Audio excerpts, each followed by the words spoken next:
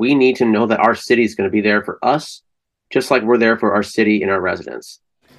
Quite Six wants to know how authorities will try to prevent a problem that's now happened 3 times in 1 month. Several fires have broken out at homeless camps under major bridges and roadways. So let's check in with our Elise Haas here in studio now after hearing from fire officials about really the challenges that they're up against, Elise. Yeah, so people may have noticed a lot of traffic that was backed up along Interstate Avenue this morning. This was after yet another fire near the Broadway Bridge that brought firefighters to hard to reach places.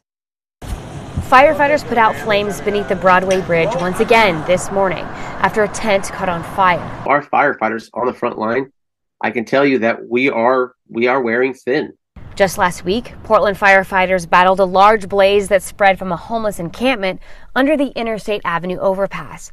It was complicated to extinguish because of tall fencing, multiple rail lines, and exploding propane tanks. It's such like a bomb.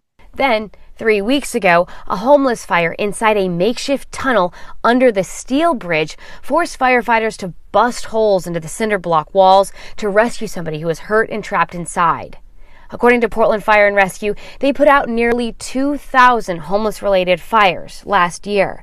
Fires at encampments made up 41% of all fires in the city in 2022. I know it's taken a toll. I know it's because we know we're going on more and more calls each year. We're doing that with the same number of firefighters. As a short-term solution, Union President Isaac McLennan says the city needs to maintain firefighter staffing levels. The long-term solution is really not camping, like as we see like now, people living in tents and people living on the streets in this way. It's not safe. Firefighters support the city's efforts for shelters and affordable housing for the homeless to reduce these risks, because when there's a life-threatening emergency, McLennan says every minute counts.